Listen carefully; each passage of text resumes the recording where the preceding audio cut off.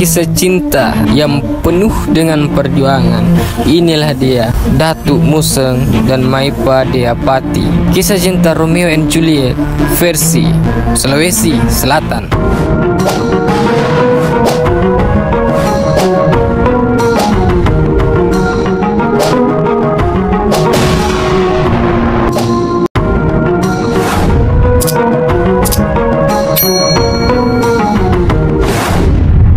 Kisah percintaan Datuk Museng dan Maipa Deapati.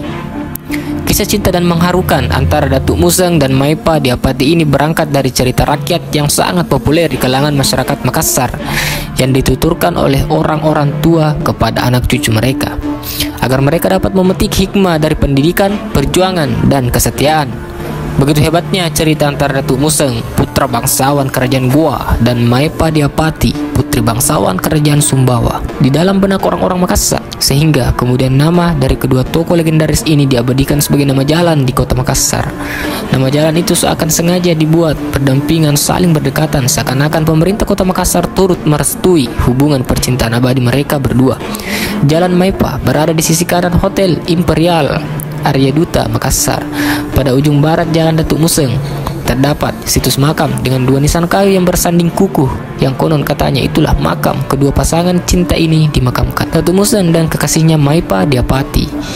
Kisah percintaan Datuk Museng dan Maipa Deapati ini berawal ketika Ade Ngaring, kakek dari Datuk Museng, melarikan diri bersama cucunya menyeberangi lautan nan luas menuju ke negeri Sumbawa akibat dari politik adu domba yang dilancarkan penjajah Belanda di tanah Goa, yang membuat bumi Goa bergejolak dan tidak kondusif lagi untuk dijadikan tempat tinggal yang aman.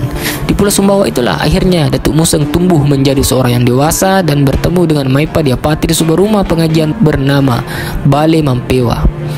Akhirnya tumbuh benih cinta di hati Datuk Museng sejak pertama kali melihat sosok Maipa Deapati yang anggun dan mempesona. Namun, cinta dari Datuk Museng kepada Maipa Deapati menjadi sebuah cinta yang terlarang karena Maipa Deapati telah ditunangkan dengan seorang pangeran dari Selaparang, Lombok bernama Pangeran Mangalasa. Setelah kakek Datuk Museng mengetahui bahwa cucunya mencintai Maipa Deapati, alangkah terkejutnya sang kakek. Sang kakek merasa malu.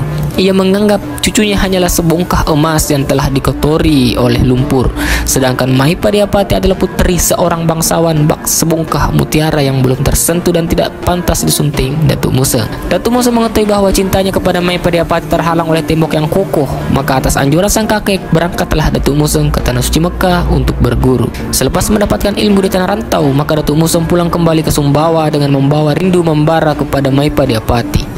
Singkatnya, Datuk Museng mendapat restu dari Sultan Sumbawa. Mereka pun lantas dinikahkan dan Datuk Museng diberikan pangkat sebagai panglima perang. Belum beberapa lama menikah, berhembus kabar bahwa di Makassar tengah bergejolak kekacauan yang disebabkan oleh pemerintah Belanda yang berkuasa di tanah Makassar. Datuk Museng yang telah menjadi panglima perang itu kemudian dikirim ke Makassar oleh Sultan Sumbawa atas permintaan Raja Goa untuk menyelesaikan masalah tersebut. Maka berangkatlah Datuk Museng dan istrinya Maipa Deapati ke tanah Makassar. Setibanya di Makassar, Datuk Museng mendapat tantangan lain karena kapten dari Belanda itu justru mencintai Maipa Deapati, istrinya, dan melancarkan berbagai macam teror dan serangan kepada Datuk Museng untuk merebut Maipa Deapati dari Datuk Museng. Akibatnya, Datuk Museng pun terdesak akibat serangan Belanda tersebut. Namun, bagi Maipa Deapati, cintanya ke Datuk Museng adalah harga mati baginya. Ia tidak mengizinkan seorang pun untuk mengambilnya dari Datuk Museng. Sang kekasih Maipa Deapati lantas meminta kepada Datuk Museng untuk membunuhnya, sebab cintanya kepada Datuk Museng hanya untuk Datuk Museng seorang. Ia merasa lebih baik mati daripada harus menyerahkan dirinya kepada Belanda. Dengan sangat berat hati, Datuk Museng lantas mengabulkan permintaan sang istri. Ia pun lantas menikamkan badik pusakanya ke leher sang kekasih tercinta. Setelah itu, karena rasa cinta yang dalam kepada istrinya Maipa Deapati, Datuk Museng pun lantas melepaskan semua ilmu-ilmu yang dimilikinya, membiarkan dirinya dibunuh oleh penjajah Belanda. Kisah inilah yang terus dikenang oleh masyarakat Makassar hingga saat ini. Kisah percintaan Romeo and Juliet versi Makassar. Kami mohon maaf apabila di dalam video ini masih terdapat banyak kekeliruan. Mohon kritik dan sarannya, dan jangan lupa subscribe agar tidak ketinggalan video menarik lainnya. Sampai ketemu di konten selanjutnya.